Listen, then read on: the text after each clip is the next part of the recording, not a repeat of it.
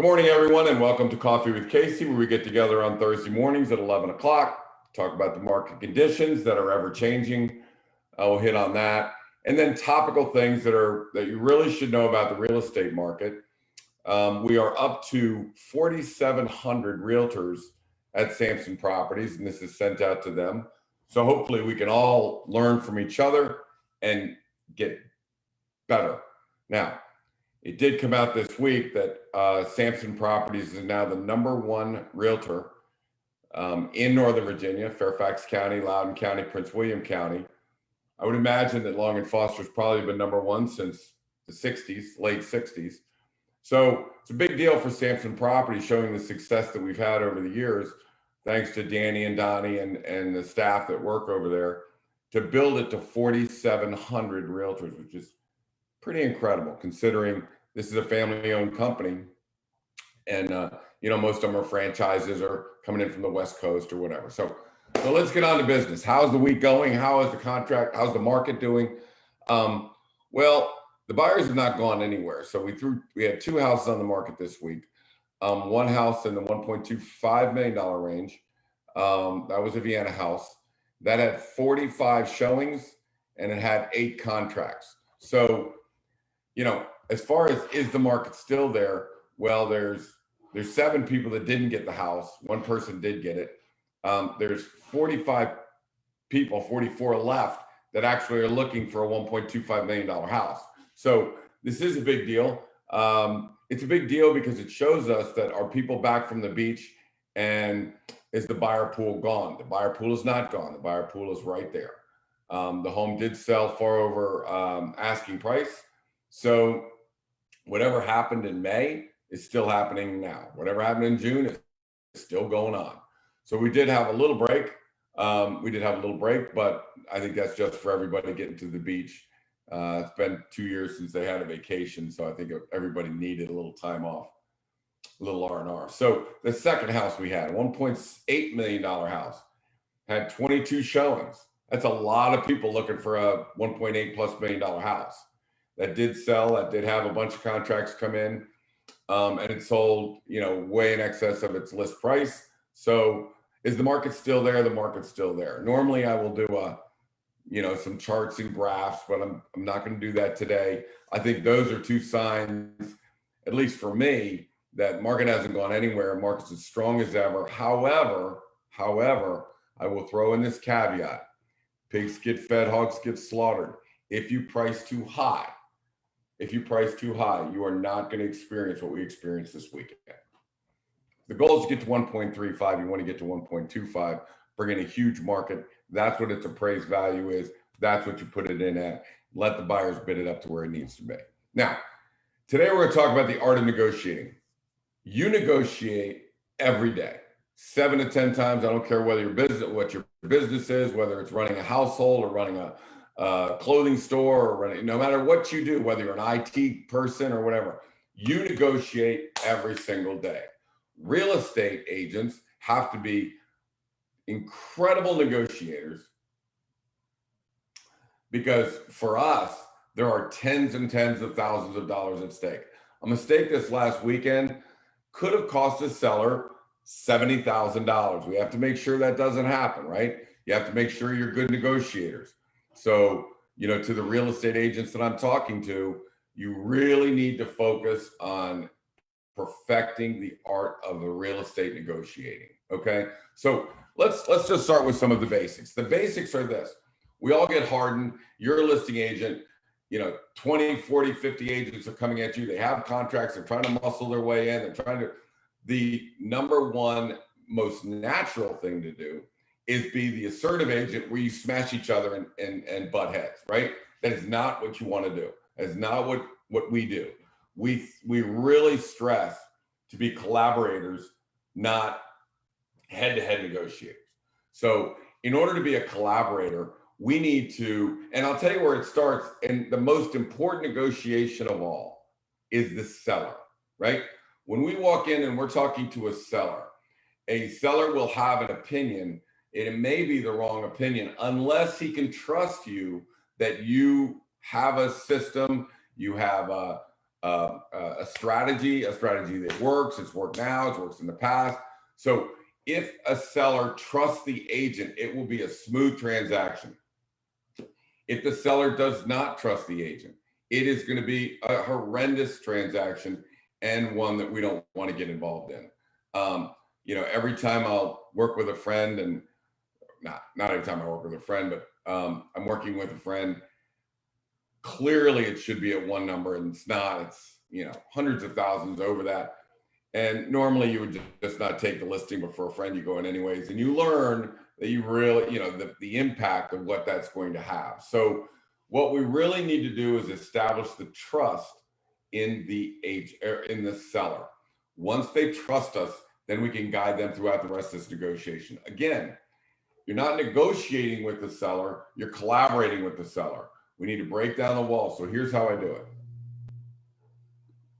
And every agent is different. Every agent is going to have, different ways in which they do things. So the way I get the seller to trust, before we talk about anything, we talk about the track record, our track record, and you'll hear me say it, but when somebody gives me advice, I want to know the track record. What makes me want to trust you and your opinion? If I'm going to use that, I need to validate that. So what I do with the sellers is right away, we'll go to this chart, and this will show the sellers that the homes that we sold over $1 million are selling at 108% of list price, whereas the rest of the market is 101%.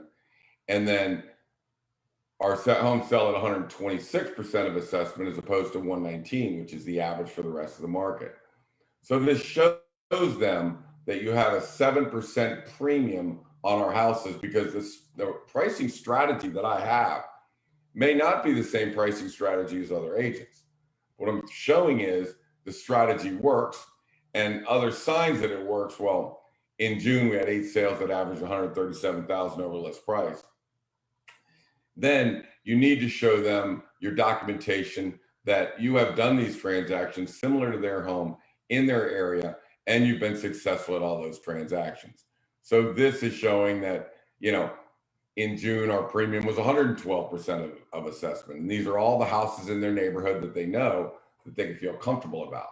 And then I finish, if we're in Vienna, with this, that we've done 31.5 million in Vienna, whereas the top agent in Vienna from Weichert is at 9.2, Keller Williams is 9.1, and so on. So it's about a $7-8 million average, and ours is $31.5 million. So what we've done is we've established trust with the seller that what I'm about to say next is extremely important, and the strategy we're going to use is important. So the first thing we need to do when we're negotiating is establish trust. And the most important negotiation is with the seller. If we price out at 1.35, we're going to win, and we're going to win big. If we price that house at 1.5, we're going to lose, and we're going to lose big. So the most important negotiation is with the seller. And the important part of that is gaining their trust. So let's talk about negotiating and how we do it. So once we list a price and we launch the house and away we go, we have realtors coming in, and now negotiations start really right out of the gate. Again, the negotiation strategy that we have is a collaborative, almost playful, where we are talking to the agents. When you talk to some agents that have a lot of people calling about a house, they use an assertive voice. They use a, I'm here and you're here and I'm going to beat down on you voice. We don't want to do that. We want to they have information. We need that information. We want that information. So we'll use techniques with them. First of all, the collaborative technique that we want to all work together. Sure, we want to get your clients in this house. We want to get them your house too. Obviously, I'm trying to get my sellers the top amount of money. So, let's talk about that. So the first technique we use is a mirroring technique. So we want information out of that seller. The seller may say, they've been looking for a while.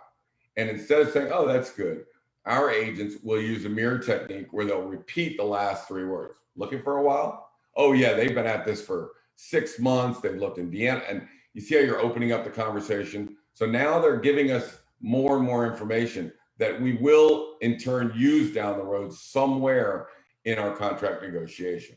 So looking for a while is one. They love the house. Love the house? Question mark? Really? And then let them talk. Oh my gosh, she flipped out over the kitchen. They love the backyard. They have to have a backyard. They have 3 dogs. They da. Again, more information. So all we're doing in that conversation is gathering as much information as we possibly can.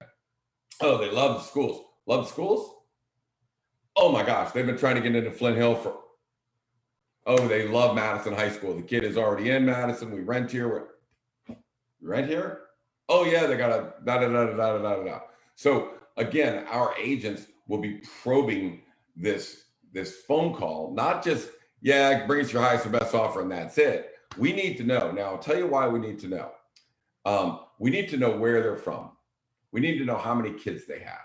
We need to know what profession that they're in. In other words, we need a lot of information from this person. And the reason for that is we want as many of that person as humanly possible. We use geofencing, we use Google ads, we target buyers, we target where they're coming from. Yeah, they were looking in McLean, they just can't find what they want. McLean? Oh yeah, they like McLean, but they do Vienna. We just can't find the house, and they'll expand on that. See, that was just mirroring. McLean? Really? So we will go back, and if it is not selling right away, we need to know all that information. I'm going on a listing appointment that afternoon, so I need to know, where is the buyer pool coming from?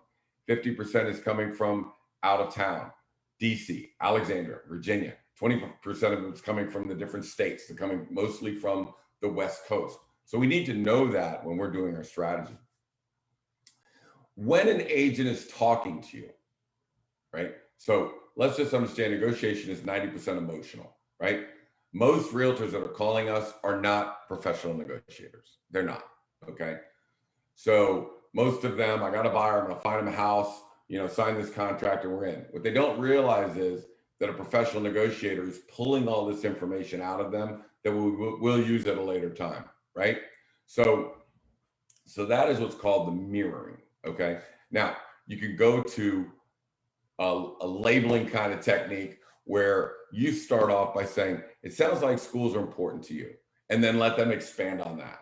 Now all of this is going to come down because we're going to start negotiating, and then one contract's to be like, now remember, this is Madison High School, this is where you want, this is what they want to do, So as we have leverage over somebody, it is extremely important. Let me give you a perfect example. We have a house that's settling today, and it is settling $130,000 over the appraised value. Well, how did we get to that number? Well, we got to that number because we knew certain information on the buyers, and they loved it, and where they lived, and how, everything about them. So we can use that information, right? So when I'm, is it going to end up 100,000? Is it going to end up 130,000? Going to end up 170,000? It all has to do with the kind of information I have. Now, as we're negotiating with them, we are not being assertive. We are being now analytical. Now, when we're negotiating contracts, you're trying to get the emotions out of the conversation, and you're just trying to use analytics at getting it. Well, this is the value. Your people have a premium on this. They have a premium on schools. They do like that backyard. So we're just going to see how much people are willing to pay for those premiums, right? So we're dropping that on them as they're coming in to negotiate their contracts. Most agents, when they have multiple contracts, will play the high and mighty negotiating strategy. They've probably been on the receiving end where they've had one of 8 contracts on a house and they didn't get it. Now they have a listing. Now they're going to browbeat all these other agents when they come in. Not our strategy. Want to collaborate with each one of them. Want all of them in. Want their highest and best offer. Want to trigger all of their points, right? So now we get these contracts in. We're using the analytics to try and get that price as high as we possibly can. Now, we need to not get emotional at this point. Now we really drop into that analytical. So we're football coaches, and I teach Billy and all our coaches that the wilder a game gets, the calmer you become. So you need to become very calm. You almost slip into what I call the midnight, what Chris Voss calls the midnight midnight radio talk show host. You start talking slower. You start slowing things down. Remember, everybody's at a high anxiety. Your sellers, your buyer's agent. Buyer agent has had a house for $1.5 million before. There's $45,000 at stake for them. You know, their anxiety is high. The buyer's anxiety is high. The seller's anxiety is high. You have to be real calm. Then a real good negotiator will just drop it down. Become very calm, become very analytical. Do not, remember, emotions will chase off a contract or turn off an agent. So we don't want to do that. I mean, we literally had a buyer that wanted a house, and the agent was such a hard person to deal with that, you know, it was a struggle, and the buyers decided to go look elsewhere. So don't forget that emotions are everything. You have to keep everybody. As long as the buyers all know that you're negotiating in good faith, if they think you're trying to play one against the other, so let me give you an example. In one contract negotiation, we had two contracts up in the 1.36s. The next closest contract to them was 1.3. If you mess with those two 1.36s, one may walk, and then the other, then you're stuck with a contract that will never, you know, get the appraisal contingency they want. So I'm looking at that going, we really, really need this one contract, not the other contract. But I need backup contract to force the one contract to stay where they are. So there is a trick, not a trick, but a negotiation strategy for how you keep both these guys involved. If we make this one mad and this one doesn't appraise, we go back down to the 1.3 land, and now we're losing $60,000 to $70,000. You need to be a professional negotiator. You need to, you agents I'm talking to now, you need to educate yourself. You need to get some sort of training on how you use, when you use an analytical, when you use a playful collaborative, you know, when you know, how you're going to negotiate these things. But as everybody is getting nervous, everybody's anxiety is high, you drop it down. When you're dealing with a home inspection, trust me, this is the most high anxiety. A seller is saying, I'm not paying for anything. A buyer is saying, I want $50,000. The agent doesn't know what the hell to do. So now we've got to negotiate, even though we've only had one home inspection all year.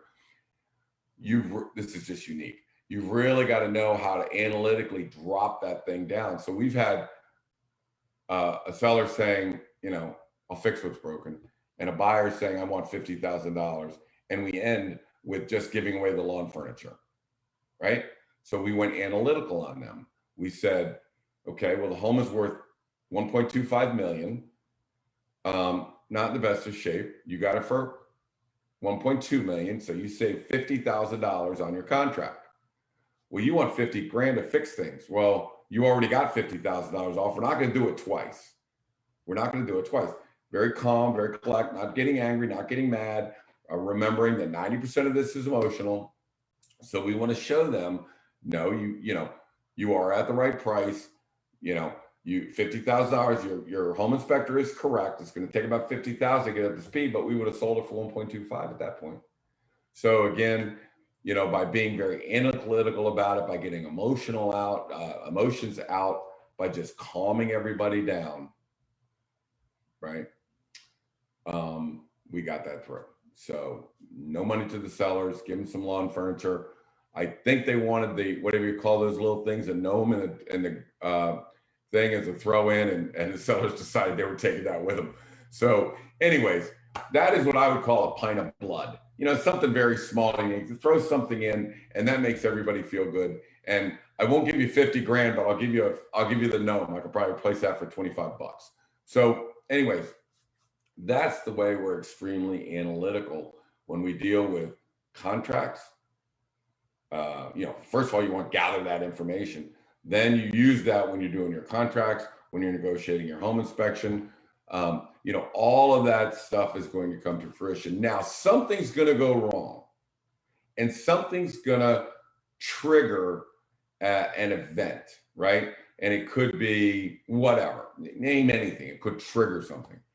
It could be during the contract negotiations. It could be during the home inspection release. It could be during the walkthrough. So prepare that there's going to be a problem. Okay, now, how do we handle a problem? There is a video on there's a video on the internet that you can just type in 2 dogs separated by a fence, right? And you'll see the fence is closed, the 2 dogs with their teeth out and barking, wanting to kill themselves. They remove the fence. The 2 dogs calm down and look at each other, almost like they're buddies.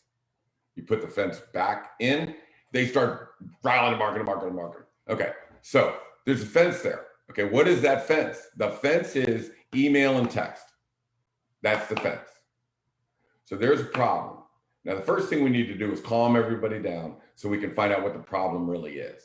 Okay, we need to probe and find out what the problem is. Can't do that in email, can't do that on text. Immediately give them a call or go over and see them. Sit down. Let's talk about the problem. Let's find out what it really is. Now, at that point, you need to, or the agent, right? The agent may be freaking out. The seller may be freaking out. The buyers may be freaking out. So we need to get some nose-to-nose time, or at least a phone conversation. And I think nose-to-nose is better. Let's go meet for a cup of coffee somewhere.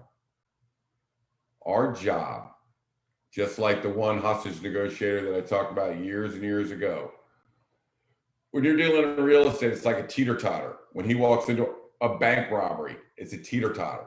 The emotions are the high peak where they are. When there's a problem in real estate, it goes here. When you're doing contract negotiation, it goes here. When you're doing home inspection release, it goes here. So there are times when anxieties are extremely high, emotions are all over the place, and you need to calm everybody down. We just need to calm them down. That's when you go to your late night DJ voice. Morgan used it perfectly this weekend. We had getting ready for a walkthrough, somebody's freaking out, and Morgan got real calm with the agent on the phone and talked to them and said, look, we're going to get this thing to settle. Let's just relax. You want to get this thing through, I'm going to get this thing through. And the agent confided in her, yeah, just do this and we're good. Well, it started like the 2 dogs on the other side of the fence.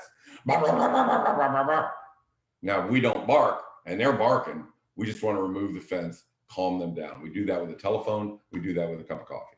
Let's go sit there. Let's probe. What exactly is the problem? Well, the wife loves the house and the husband's nervous. The husband's nervous?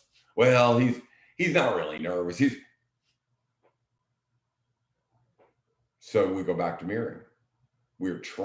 Anytime you're trying to gather information or find out the source of the problem, we need to probe, and it may be 2 or 3 mirrors. We may go in there and, I still haven't got there yet, and you're asking another question.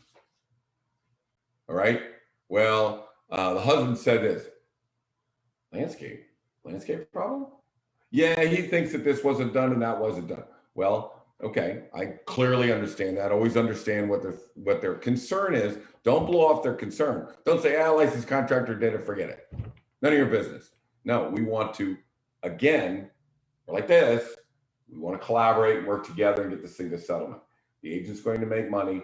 The buyer's going to get a nice house. The seller wants to sell their house. Let's work together and let's get this thing done. But first, I need to know what exactly the problem is.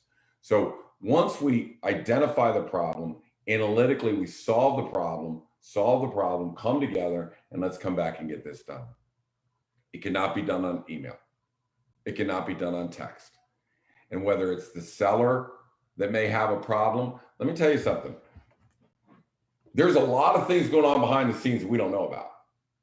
When they're selling the house, sometimes it may be whatever, a divorce, a death, a child is in trouble. They need to get out of here and go to their child. Every day they've got things going on that we don't know about, and their stress level and anxiety level may be like this. We need to talk it through, talk it down, find out what it is, mirror the problem, solve the problem, collaborate on the problem, and bring it back forth together. So it's not just accept contracts. There's a lot of things going on that we are gathering information. I can tell you, when I was young, why we really get involved in this.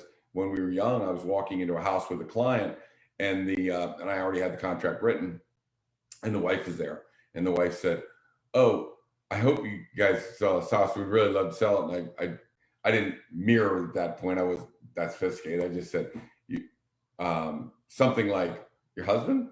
and didn't know it. And she goes, yeah, he's down in South Carolina. We basically have a house down there, and I miss him so much. I haven't been down there, in a month, and I really got to get this sold. So I immediately went back, knocked $50,000 off our list price, off our contract price. We made the offer. They accepted the offer, and away she went. So that conversation cost her $50,000. I'll never forget it as long as I live. So in a market like this, where the difference between making 100 and, I just showed you the stat, we're 7% higher than the average in Vienna, both on sales price over list price and on assessed value, sales price over assessed value. So clearly the strategy is making people, 7%. If our average sales $1 million, that's $70,000 a deal by being an expert negotiator. Okay. And that's kind of how you do it. Now, the last part of it, which I had a few seconds ago in my mind that I wanted to close with, I'm getting a little older, so I think I forgot about it, but I might bring it up later. But anyways, when you are dealing with, whether you're a seller dealing with an agent or an agent who's dealing with a seller, and you're a Samson agent, you're trying to learn how to negotiate, or you're doing contracts, refer back to this. Be quiet. Learn how to stay calm and ask questions and know what you're looking for. Write that information down. Use it at a later time. Know it when you see it, right? So our job is to not get upset, not get excited, not being assertive. Assertive is always wrong, leaves a bad taste in people's mouth. And I will tell you, look, I'm not going to get political, but I'm just going to tell you the negotiating strategy for Trump was jam it down their throat. Well, that leaves a bad taste in a lot of people's mouth. It is effective, but it leaves a bad taste. So that is not the kind of negotiating strategy that we work with. Ours is more of a let's be friends and let's negotiate and let's collaborate and let's bring this thing out. Now, okay, so here's the end. Here's why we get 7% more than everybody else. And this is what I was thinking about. When you come to contract negotiations, a buyer's agent wants to put in an escalation clause. We do not allow escalation clauses. Escalation clauses are good for buyers, bad for sellers.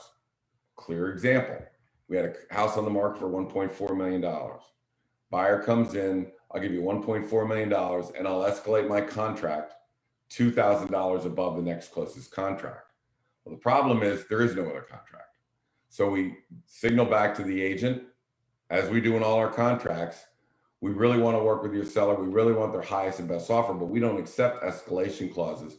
So can you please bring us back our an escalation clause? Now, again, if we're jamming that down their throat, they may say, screw you, just take it what we sent. But instead, we convince them to bring back their highest and best offer, which was $150,000 over list price. They bumped their contract $150,000 and took away the home inspection and took away. Why? Because we know they wanted that house really, really bad. We knew that they had 4 contracts that had already fallen through. We knew that they were really wanted this house. Now, is it a riskier strategy to say I only have 1 contract, but I need your highest and best offer, and we don't want this contract? Yes, absolutely. But because I'm not sure it was Kelly, maybe it was Kelly, because Kelly had stored the information, she had already gathered that through mirroring and probing, she knew that they had to have that house. So we're ready to pull the trigger. Let's go, right? So it is how we get them to do highest and best is not jam it down their throat, but in a collaborative manner, say we do this with all of ours. It's a highest and best offer. We want your client to get the house as well. I mean, we don't want them to lose this house, but it is highest and best offers. Now, if you jam it down their throat, it's not going to happen. Now, you buyers, listen to me very carefully. You buyers, if you have an agent and they're using an escalation clause and they're trying to jam their contract down our throat, they go to the back of the line. Absolutely back of the line. If If you are dealing with a buyer agent that is assertive, I will get this regardless. I will make sure I get this. If you have somebody you think is a tough negotiator, get rid of them. Samson agents, don't be tough to go. Don't come in like you're going to jam it down people's throat. And you want this. And if you don't give us this by 7 o'clock tonight, we're withdrawing this contract. As soon as somebody does that to us, we put that at the bottom of the line. And if I could get another contract where the assertive agent is here and the collaborative agent is here, I'll go to the collaborative agent and go, can you bump that thing $10,000 so we can work with you instead of them? Because you know why? I'll tell you why. Because we're going to have multiple negotiations. Whether there's a home inspection or not, whether there's a walkthrough inspection or not, there's still going to, whether an appraisal comes back low or not. Let's say I've got an assertive agent and they go for financing. Of course, the appraisal is going to come in low, right? So they're going to come back to us and they're going to try and jam it down and play hardball with us down the road. Not going to do it. Contract negotiation is the beginning of your relationship on the way to settlement. It's the beginning. You want to work with a collaborative agent. You do not want to work with an assertive agent. I'm going to be really clear on that, okay? We're going to do 100 deals a year, and we will absolutely take the assertive agent and throw them at the bottom of the line and work with anybody other than that agent. Anyone. We have a blacklist. These are assertive agents. They want to play hardball. They want to jam it down your throat. These are not the people we want to work with. You can represent a buyer and be a collaborative agent. You can represent a seller and be a collaborative agent. We're all going for the same goal. We're trying to get the highest price possible. They're trying to get the house. It's just that simple. So this art of real estate negotiating is extremely important when it comes to getting that escalation clause out and getting the highest and best offers in. The same weekend Kelly did that one on Silkwood. The same weekend on 100 Mill Road, Morgan and Colby had a house, $950,000, had a few contracts, had one contract come in, and they came in $175,000 over list price. Now, again, let me repeat, we had one contract come in and they bid $175,000 over themselves. No home inspection, no contingencies, no nothing. And all we were doing was trying to work with that agent and say, I want you to get this house too. But I got to tell you, it's been shown 46 times this weekend. 46 times, but only one person wrote a contract. It's been shown 46 times. I'll show you the thing. I want your clients to get this deal, but they got to bring me in their highest and best offer. We're working together on this. I want your client to get the deal. So instead of saying, just send us your highest and best offer, that concludes the art of real estate negotiation. Whether you're a seller, you need to have a really good agent, negotiate that. There are tens of thousands, if not hundreds of thousands of dollars at stake. The one example I just gave you was $150,000. I can tell you sometimes a seller is going to make a bad decision and we need to find out why are they making that bad decision. Again, remove the fence, pick up the phone or go see people. And then you'll find out what is really the problem of why we're not taking an analytical decision, and making a bad decision. So again, 10, 15, 20, $100,000 is at stake. We need to be very good negotiators. All realtors do. If you're a Samson agent, please don't be an assertive agent trying to jam contracts down people's throats. Work with a listing agent. Say, look, my clients are interested. They really are. And you can use the reverse. You can use the absolute reverse. You can mirror that listing agent and go, when they start talking about their sellers, use mirroring to get more information out of them. Maybe some things are more important than others. So have your mirror questions ready. Be a collaborator. Don't be assertive, and you'll get more deals. I hope that helps. This has been Coffee with Casey, another Thursday at 11 o'clock. I'll be here next Thursday at 11 as well. If you need to reach me, I'm at casey@caseysamson.com. You can give me a call at 703-508-2535. And as of August the 11th or 12th, wherever we are right now, the market has gone nowhere. There are a lot of buyers out there. We had 46 or 45 buyers come through a house this weekend, generated 7 or 8 contracts. Another one, a big boy at 1.8, had like 22 showings. So the market's still going hot and heavy. So if you have any questions, give me a call. 703-508-2535. See you again next week. Bye now.